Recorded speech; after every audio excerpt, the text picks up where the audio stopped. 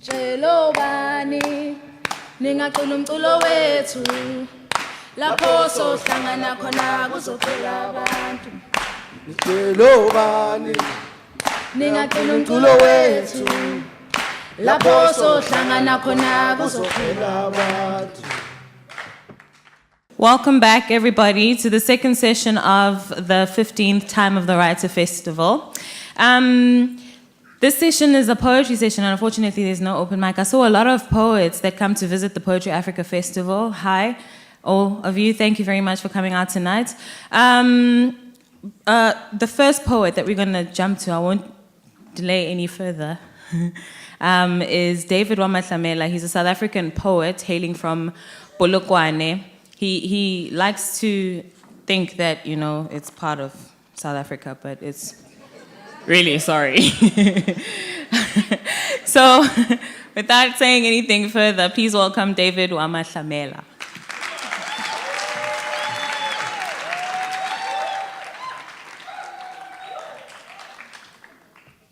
That's the privilege of being a program director. You can just say whatever you want. It's fine, Carol. I'll find you one day. Lekai.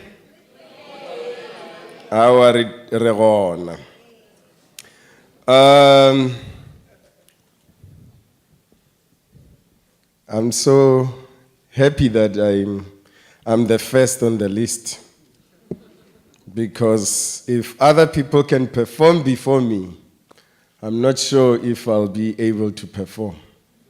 So I'm now safe. No pressure. I will start this way. Last year, October, I was here attending Poetry Africa, and I managed to write some few poems when I was here, and I think it's relevant to thank Durban, because it's because of Durban that I managed to write those poems. So I think I'll just hoy one, one of those poems. Do you allow me? Okay. I commission my tarnished brain to wake you up with its fond hand of memories, so we could jointly back time to flip its face and greet us with the night we first met. That night you a surmounted poet laureate of this land. Zwagala mazisi kunene zwagala. Flow in every ink we today inscribe. Speak to us through us. Tell us of creativity that led your feet to the red carpet of literary emperors. Whisper wisdom ripped from the grayness of your skull. For ours is an agape nation of parrots. Its belly is echoing percussions of literary hunger. In governmental offices, poets are choked by bow ties of favor. For their vice-regent leaders, politicians are ready to kill. The only public art of these days is the eating of sushi on human bodies.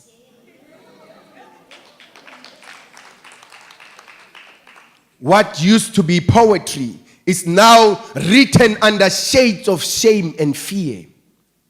Poets abashed conscious stare at them with its tail knotted. My buye Africa, I beg your pardon, my hambe. That's our contemporary anthem. Zwagala mazisi kamdabuko wekunene zwagala. Shia inwaba and ascend. Grasp the sun that's setting in the face of this land and its writers.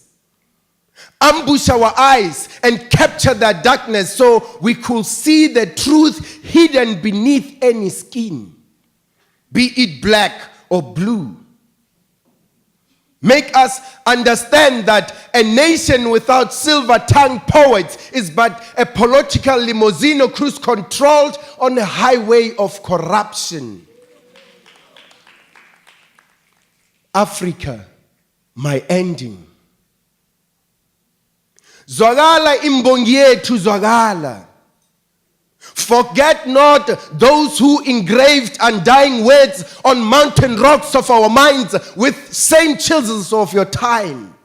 Ingwapele Madingwani, Eskia Mphahlele, Dennis Brutus, Tatamkulu Africa, and all Abantwana and Abazugulwana bomzanzi Africa. Lalela Baba Kunene. Though your flesh is also claimed by the forever hungry vultures of heaven, the rock you once stood on will never be moved. Even if they could try to erase your trace like they did with many other wordsmiths, your face will forever emerge in our writing. Our hearts will monument your memories. More fire.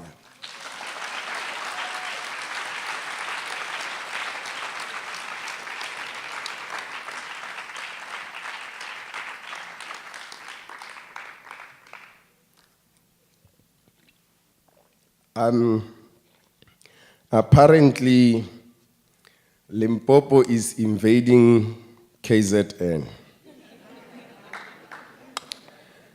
We have Khebetli, we have Basishiro. So, anyone else from Polokwane or Limpopo? Yo! 1, 2, 3, 4, 5. 6, 7, 8, yo! Then in that note, no. In that note, I'll say, Sepedi sere mocheku ga ichekuli. Nakiri, nka ichekula. Nka iteta la shala libeile mokhanya phatleng. Nna moithetisila go retwa ka re go retwa ke tšhaba go senyeletšetšwa sa lena a hlamang ke le jese mamapo a boreti le tlo tseba go itatswa menwana. Nna ke Maahlamela ruri matšhaba go nkga molomo. Maahlamela mina khomu ya monare nyo bo mbunkopo di buditla koma ga mathariana mane ga mapele ga batho. Ke khomu ya metlwa ke a hlaba tswala ke dinare le dinoko. Se tswa le theto ba dimong se hlwa se retwa ike go retwa kgoši. Gona go retwa e mosotebogo go retwa setlogolo sa dikgoši se batala di se gopa banna matolo se gakantšha le batwa bodikela.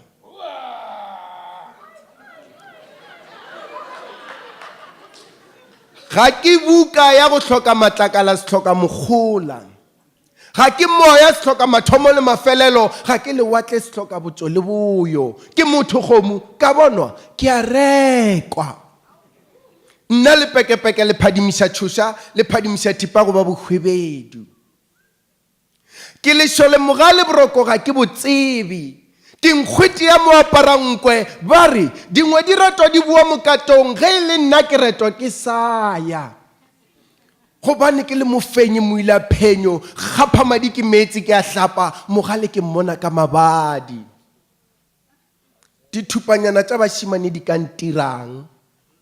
Ke paletše dithupa tša baditebagolo ba re ba nthema ka phima ka bua ke tswatswaile motho tsuntsukela borabadi ya babo ya mokganya phatleng.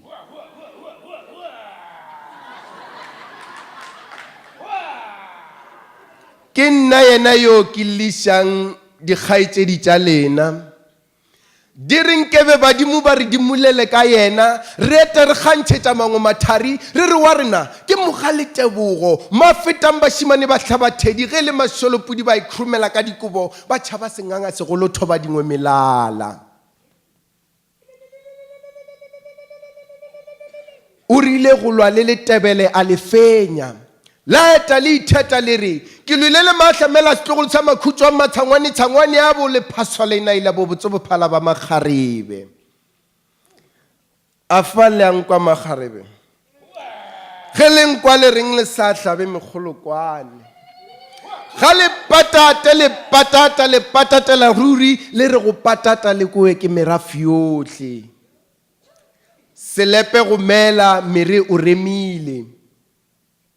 Nka tšhaba bja mediti. Mola ke le moditi mogolo. Molao ba o ga mola go nna. Motswa ga gabo ga laeli o tswa ka situ a rile tu thobela.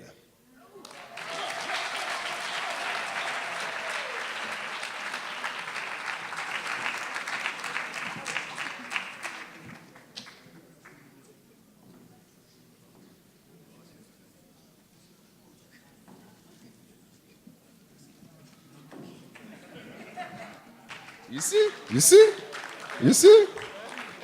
If you are from Limpopo, everything is possible. The same thing that the Julius are doing. And I do it in front of you.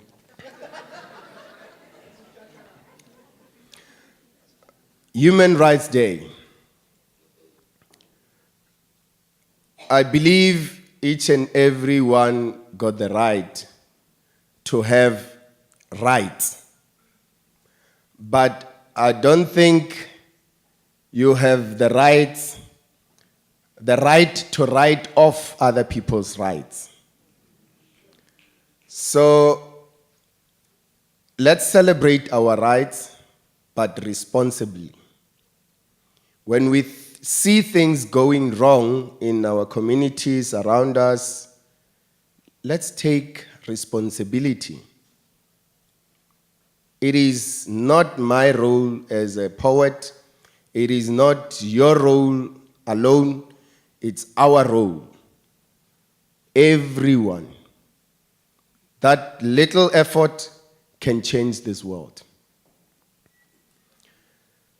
I live here in Musina, where there is no a street in the CBD without a blind man or woman, with a hungry steel bowl in the hand, a bowl that sings a tune of beggars. I see them day by day. I never saw myself handing a mere cent.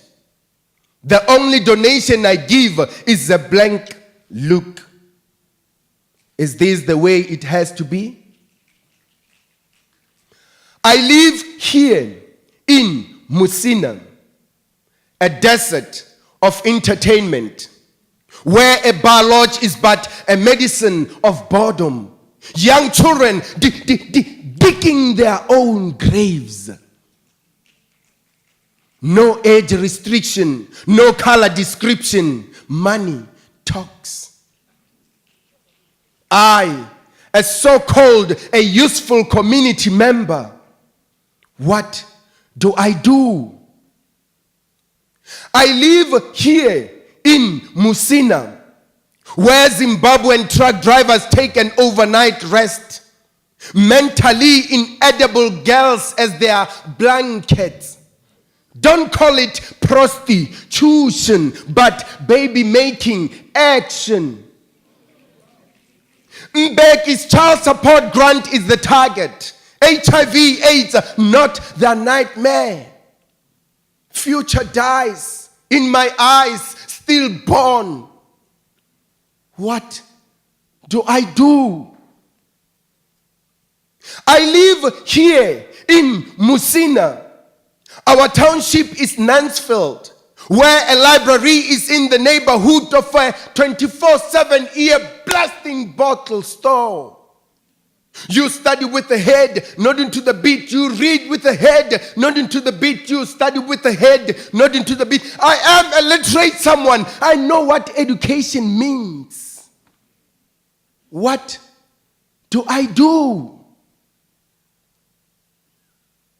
I live here in Musina, where black farm workers are being shot to death by the grandchildren of Verwoerd and Passon, who claims to have mistaken them for baboons.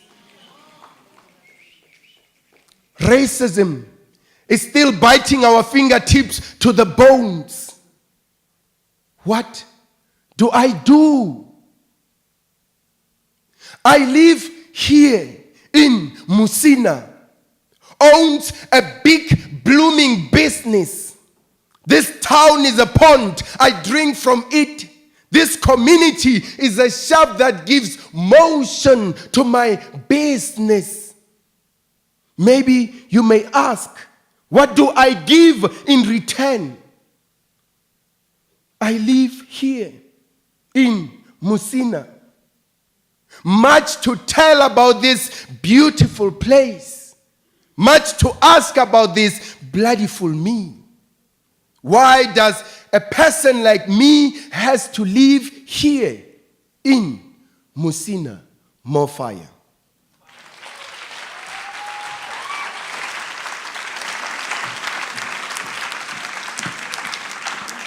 Thank you, David. You got me back. You got to say one extra poem. Well done. Our next poet is Chris Abani. We're going to welcome him back on stage, accompanied by Vana Mlambo.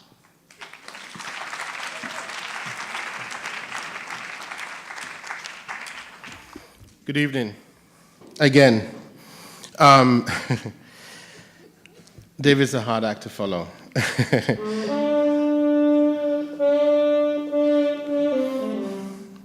Durban, South Africa, some notations of value. Metal giraffes march up the bluff towards the lighthouse. In the moonlight, whales or their ghosts litter the sand. There is a museum by the park that houses apartheid contained in stiff wax dummies.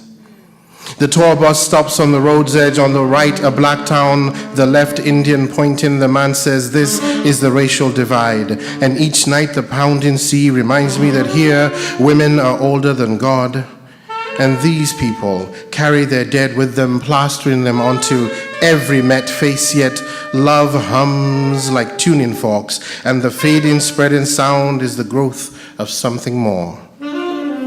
Abattoirs litter the landscape with the sinister air of murder, signs proclaiming Zumba butchery, as though this is where the Zumba's bloodlust got the better of them. The woman singing in Zulu in a Jamaican bar is calling down fire, calling down fire. There is no contradiction. 2, a thick sludge fills my conscience. It is made of the dissolved bones and flesh of men that I buried in swamps behind the walls of the prison, buried in shallow graves like a hand cupped in peat, then bodies and lime, the hiss and sizzle and the suck of earth filling with water, of swamp digesting histories and love. Instead of a preface, instead of a requiem, the symphony of rain fills the night with the distracted hurry of wild horses crossing a plateau under a threatening sky. I am not afraid of love or its consequence of light. 3. So there was this small college in the South where I read, and 3 white boys in the audience in KKK and Nazi outfits, stiff like lilies for a funeral, and the walk up to them was long with fear and hate and anger and rage, but I took the hood off of one of them and wore it back to the stage and threw my reading to a deafening applause. But I mostly remember how hot it was under the fabric, and how that boy's smell filled me, and how wet my tears were, and being in the warm bed, breathing softly, and me cold on the floor, and writing this poem in an old notebook, and the arrow slit of skylight lets in only a red night, and her Gennady Agi translations flutter by the bed like a flock of simple white birds.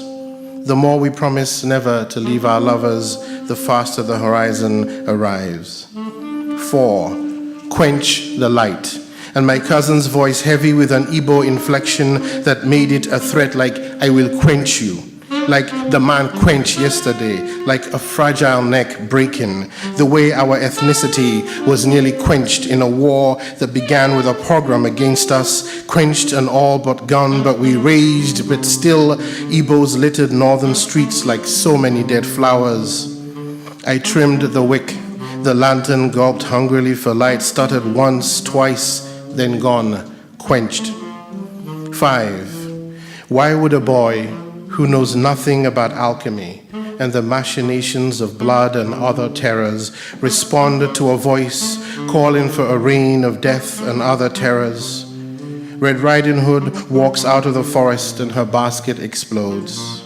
Count the dead spilling out of the cafe like rank meat thrown to dogs in the street. Revenge begets nothing but itself.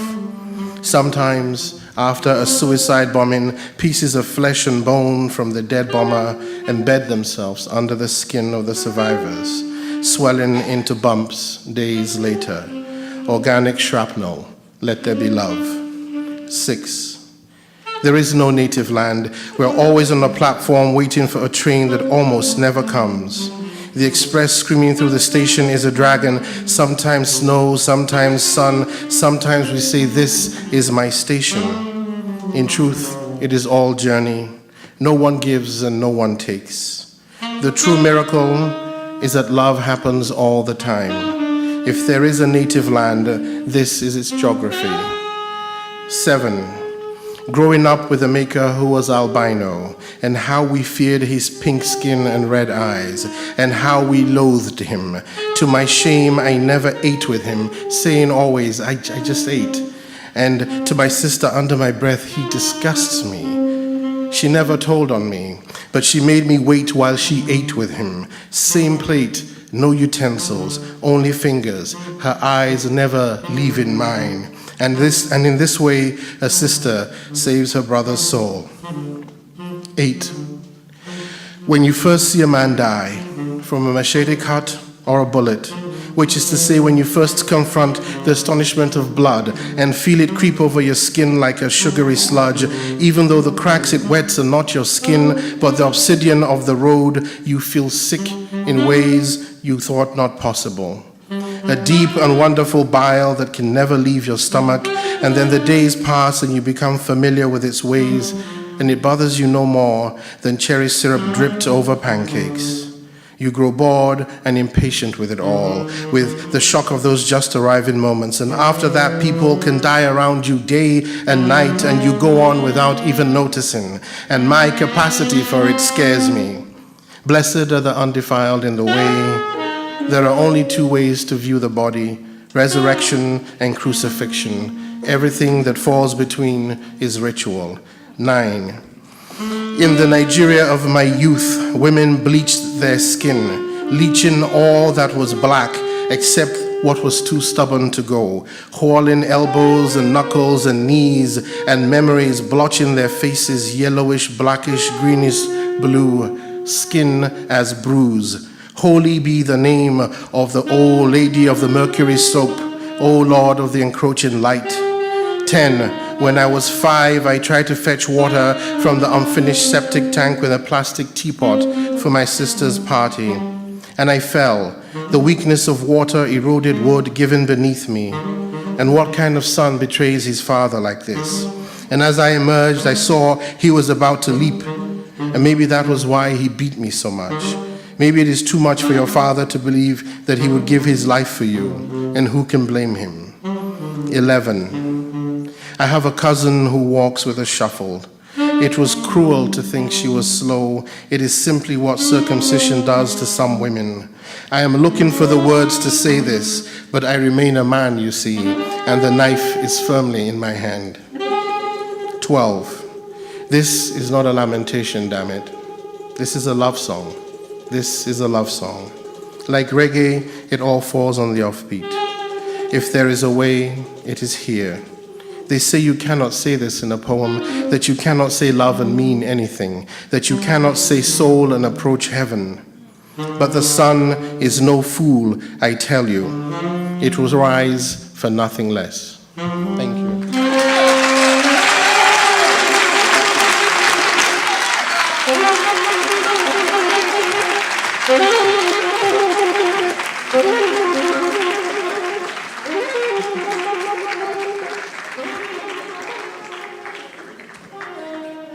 Thank you very much for that, Chris.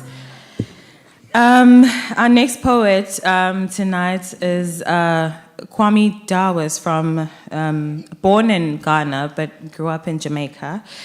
He is the winner of the Pushcart Prize in America and a writer of novels, short stories, and plays. And he's here tonight to share some of his poetry with us.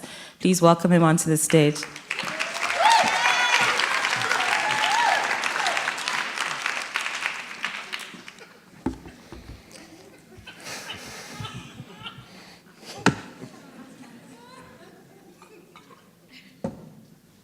Cheers.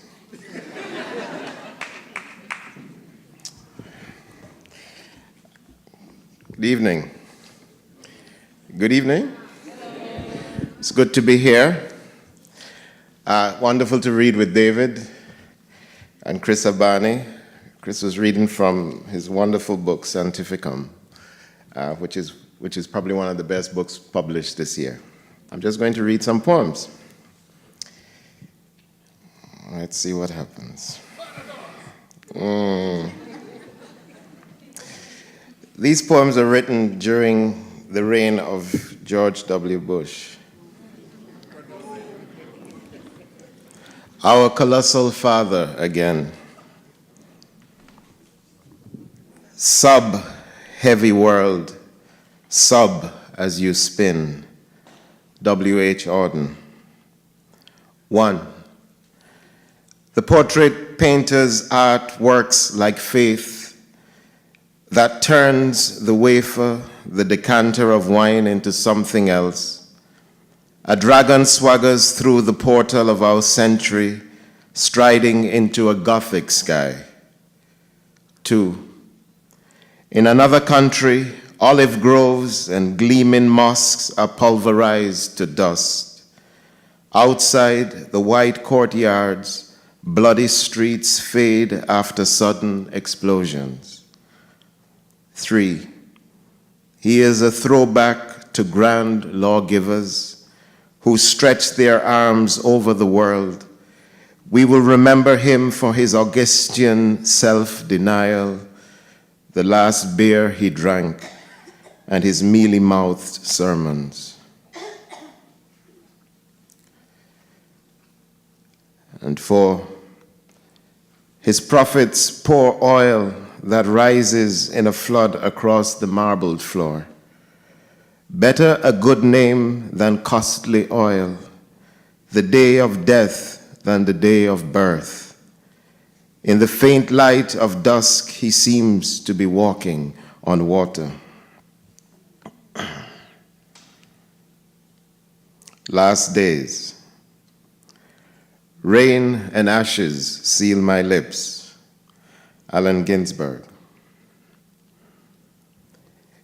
In the season of drought and hurricane, this stiff earth cracks and the spawned eggs of mosquitoes burst into a plague of coughs and side stitches. Every wild bird predicts a plague of woes. All around us the whisper of last days, the coming of the end, and the tyranny of present danger. December the 21st, 2005, Marvin Williams, ex-drill sergeant and born-again Arkansas cotton picker, remembers the morning he was bumped from the airliner that flamed over Lockerbie. Blessed, he says, trying to calculate the debts he still owes. Why was he kept and for what?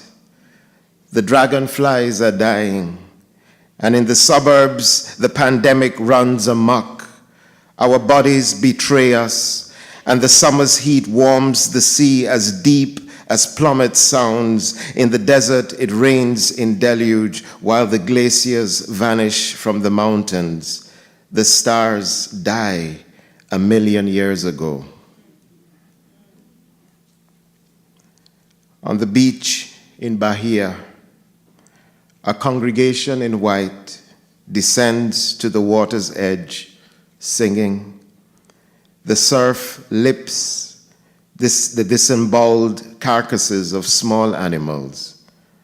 A rash of flowers eddies on the swollen surface like a garland of prayer. Better go to the house of mourning than to the house of feasting.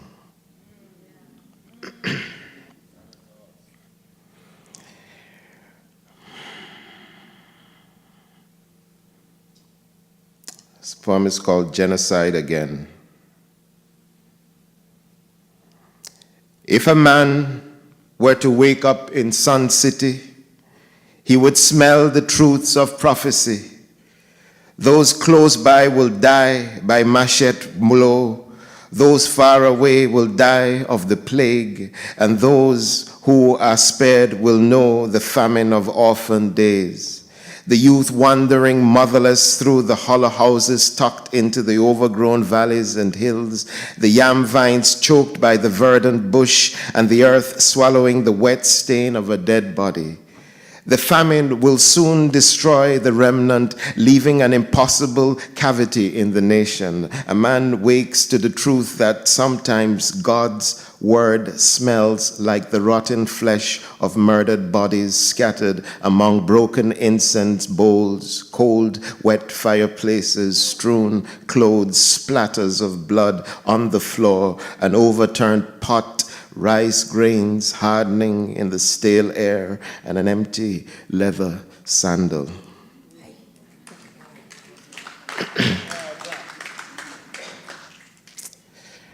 This is a poem for a Rasta man that I met in Ethiopia in a place called Shashamane. His name was Solomon Ephraim. He gave himself the name Ephraim. This piece is called African Postman, after Burning Spear.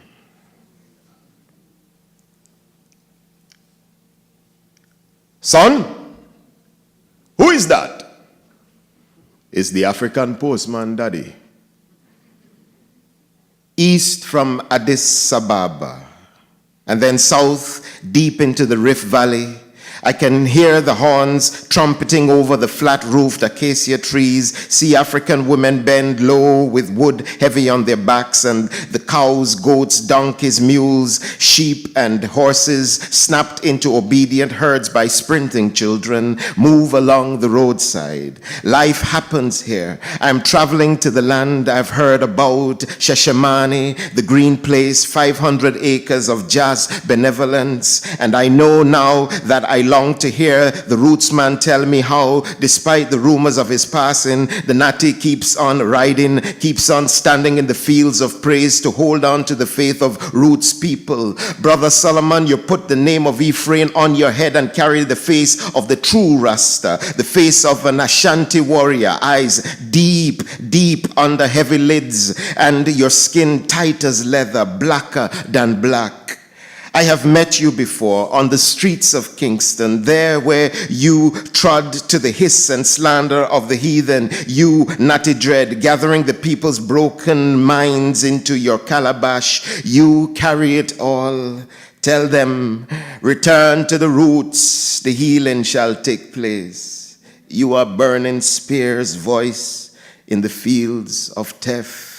You tell me of the prophecy of Marcus, and I listen to you through the phlegm, through the gruff of your voice. Then suddenly when I ask about the passing of the emperor, you rise up like a staff of correction, your voice reaching back to the mountains, your warrior self, your yardman greatness, and you speak a mystery to those who have ears but won't hear. You who have eyes and won't see, and I know that this dread will one day stand in this soil and find his feet growing roots, that soon the earth will be darker for the arrival of Solomon. Let the heathen rage, let the doubters scoff, let this Ghanaian youth whose eyes have seen the face of Jesus Christ, let him too sit and marvel at the faith of the Nati, for this African postman has forsaken father and mother and has come to stand before his imperial majesty to call only him father, so that the father might call him son, and the world will carry on its weary march, and the ibises will swoop in the Ethiopian dusk, and the smoke will rise from wood fires, and the night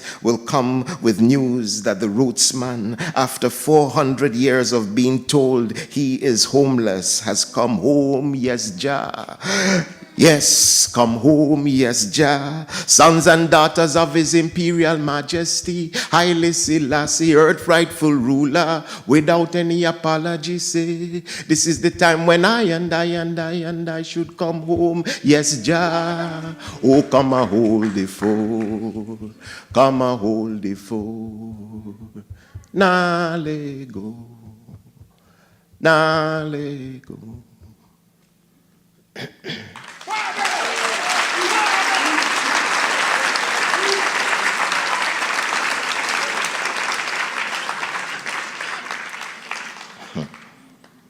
Two more poems. 10 Imperial Rules. Notes of a disgruntled palace servant. 1. Collect bad ministers, keep them close. Give grandiose gifts to these. A good minister must have much to lose. Collect bad ministers so you may shine. Chaos demands the salve of order. 2. Teach absurd rituals. Encourage slavish practices, bowing and scraping, bobbing heads, elastic necks, the backward retreat, a shuffle. By contrast, acts of benevolence will seem quite holy. 3. The only useful tyranny is loyalty. Avoid the stench of reform. It splinters a simple single sun into galaxies, a constellation of distracting loyalties. 4. Let the poor know the hand that feeds them by withholding the hand that feeds them. And when the flies have darkened their faces and the skeletons stay bowed in the streets, touch them. 5. Teach love by the caress of soft fingers, as if running through the silk of a lion cub's tawny fur, after the lingering sting of a merciless slap. 6. Never speak loudly. Know the miserliness of whispers, the magic of silence. Never speak with the wise. Only listen so the wise can imagine the depth of your wisdom. Treat words like the detritus of thought, the debris clogging streams in rainy season. Hoard words in the brain. Name the ministry of words, the office of sanitation. 7. Always keep the ears clean, digging out the wax of rotten words. The air is the precious funnel, the gilded grail best left unclogged by the debris of talkers. The air can discern anarchies, a province away if kept polished clean, purged. 8. At the palace gates, give extravagantly to the poor. Let them fight over copper coins, scraps of cloth, and the oil of the emperor's blessing. Offer large gifts and promises to the nobles at the filthy back doors of the palace in the gloom before night. 9. Arrive always with bombast and alarums. Remember, the throne adds dignity only by contrast to abject humility. A throne glows in a sea of burlap. And 10. Treat those who demur to your gifts for the sake of the people as corrupt. Only friends will take a bribe from a king. I'm going to end with a poem that is slightly more hopeful. And it's a poem for my family. And it's become a little prayer of mine. And it's called Upon Our 14th Anniversary for Lorna, my wife. It's set in Kingston. We drive through the irregular curves and dips of Kingston suburbs, deep craters, cluttered gullies, cutting through roads.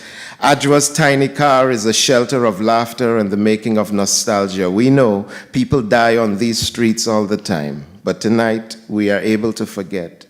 We spend 30 minutes making nonsense of the rituals of violence, and for a day we recall the paths of our love. The brick porch where I sang songs into the night. The hall spine I walked up to see you. In the powder blue frock, your smile, the first hit of a chronic addiction I still tremble for all these years later. Sometimes home is a poem of laments, but tonight we see Kingston as a friendly, painted world of chaos, a kind of giddy playground, so that after the steamed snapper and gummy bammy, the coconut water and the guava pineapple juice at the fish place on the decent end of Constant Spring Road, Adjua's car is filled with our children, so loud with playground laughter and the sweetness of children teetering on the edge of rudeness, singing Julio Iglesias and Simon and Garfunkel. We marvel at Kekeli's deep baritone hymn, just barely 11, holding on to each note's curve as he anchors Paul Simon's thin voice until we arrive safely, feeling groovy at West Road. We sit in the dark until the last guitar strum, and our voices have settled into the hum of joy. And I understand again why I love you, why I love us. Thank you very much.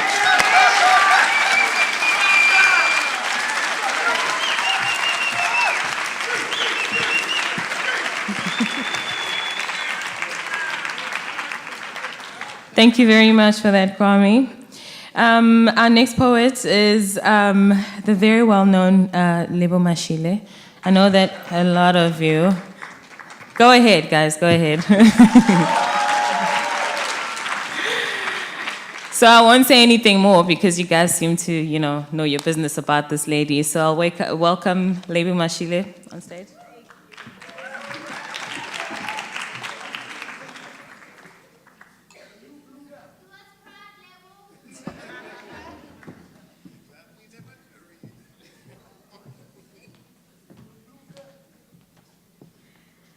Hi, it's hot today, eh? I'd like to ask David and Chris and Kwame, please to leave the theater right now. There's no room for you here anymore. It's not even a threat. I'm scared. I am scared. This place it's very small all of a sudden.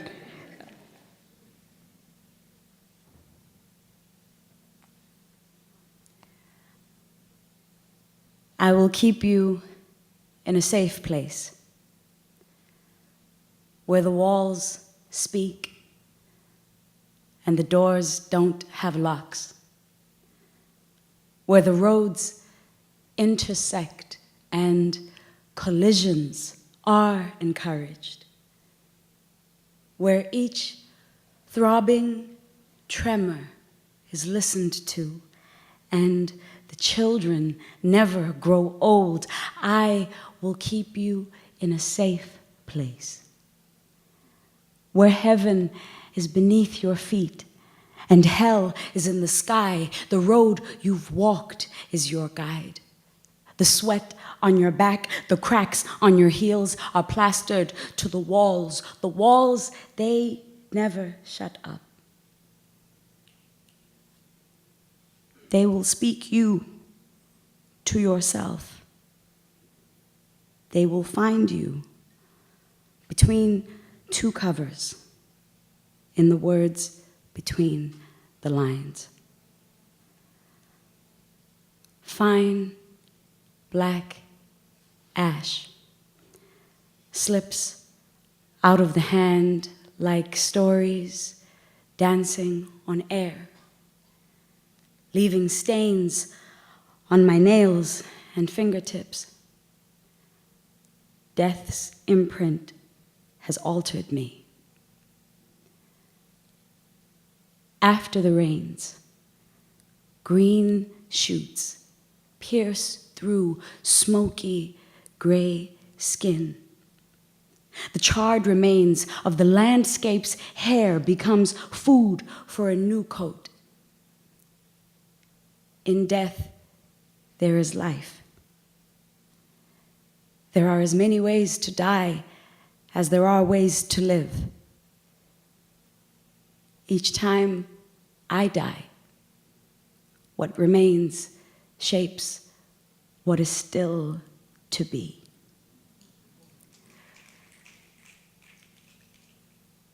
South Africa, you do not have a name.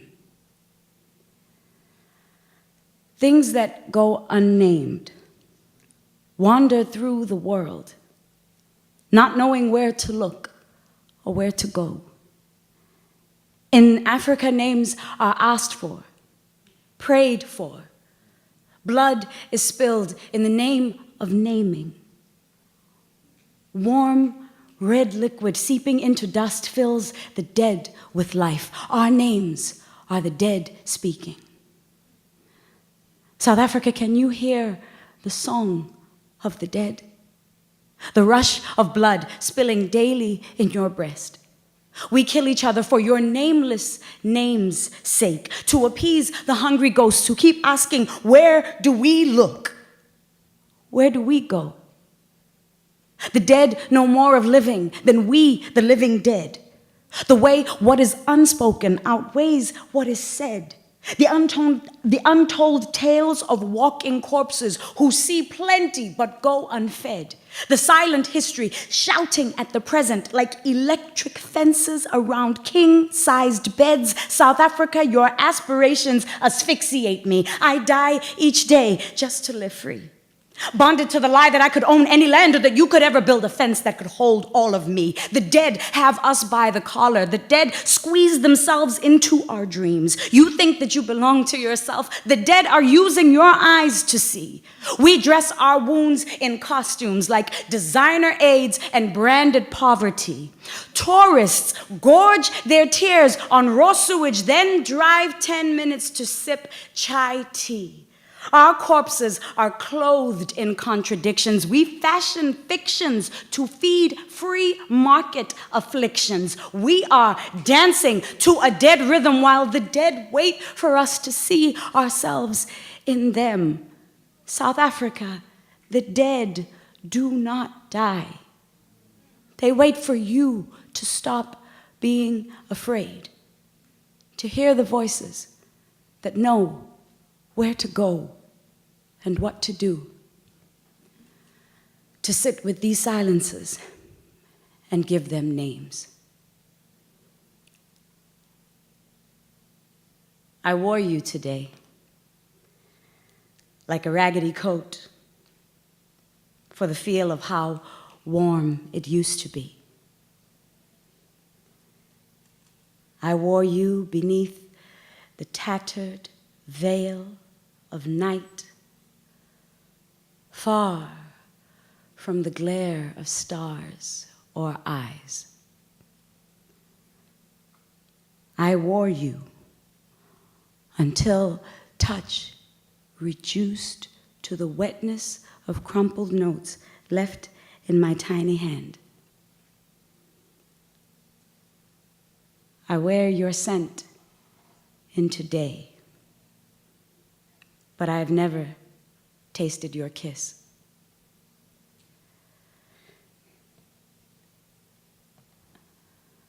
I've lost count of the number of women you have put inside me. They are white noise on a black screen, familiar tastes on a foreign tongue, unknown memories resting firmly in the lap of my brain. Sometimes I am them. I wonder if they sometimes dream of elephants, laugh in technicolor,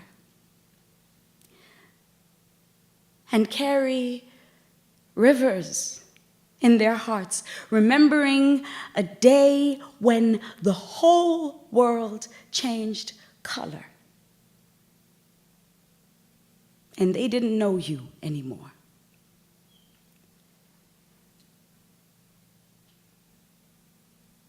Go slow into worlds where words unfold maps.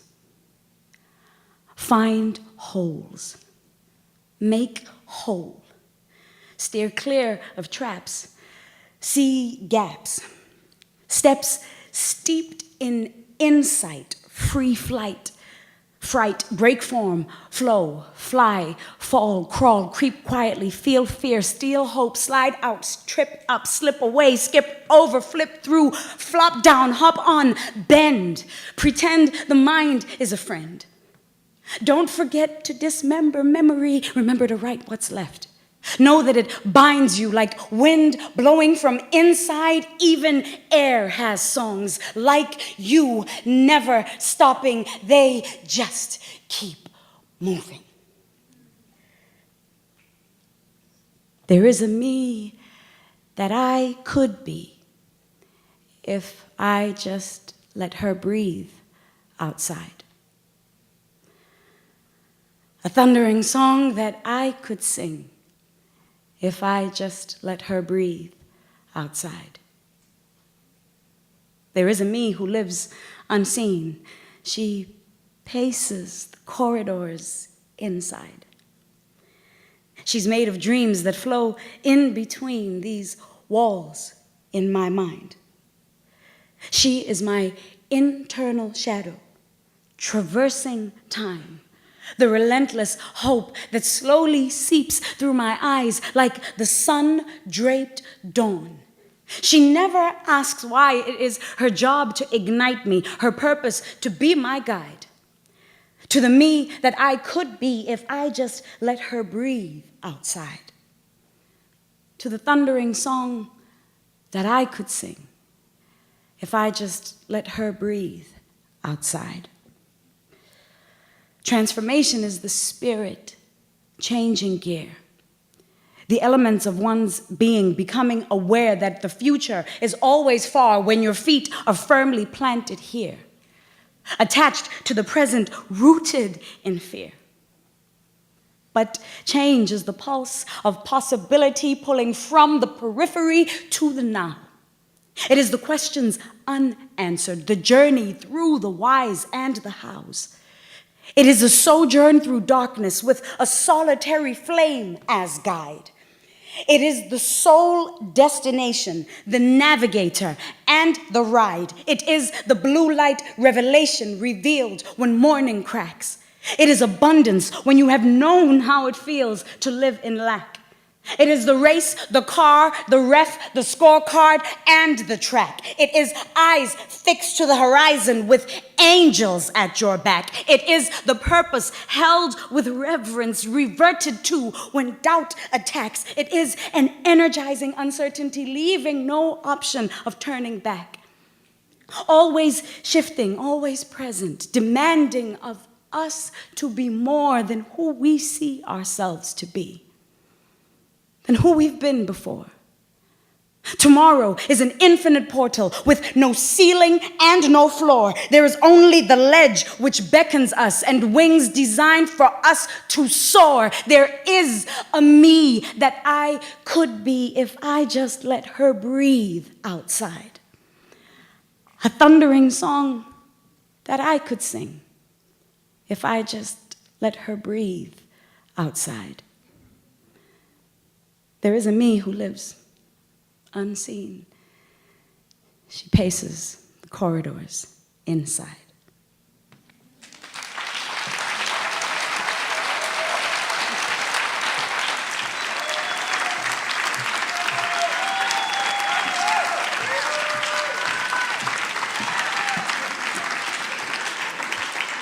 Wow, thank you very much, Lebo. That was really beautiful. I'd like to also take the opportunity to thank the rest of the poets tonight, David, Kwame, Abani, our next president. Abani for president, everyone. I'd also like to thank the participating writers, Ronnie as well as Chris Abani. Abani for president, everyone. I'd also like to thank everyone for coming out tonight. Abani for president, that's Karabo Khuleng, everyone. And I'd also like to encourage everyone to please like our Facebook page and follow us on Twitter. Yes, we have Twitter, Time of the Writer Festival. Tomorrow night, this is what we have up for everyone. We have 2 writing sessions. The first one entitled Transforming Old Context into New, featuring writers Benjamin Kwakye from Ghana and Tandom Golozana from South Africa. And that session will be facilitated by a beautiful colleague of mine, Nkolo Malimba. If you were here last night, you might have met her. She's about yay high. She's very beautiful, pretty smile. The second one will be entitled Crime Scene, featuring Chris Marnowick from South Africa and Jassy McKenzie, facilitated by Karabo Kholeng. So if you would like to come and join us tomorrow, please do. Another thing I'd like to let you guys know is that if you want to know any of the writers more than you know them from what I told you, we are selling catalogs at the top. They're only 10 Rand. I know most of you are students and you pay 10 Rand to get in here, but just if you don't have, just holler at me. So thanks guys for coming out tonight and enjoy the rest of your evening. Thank you.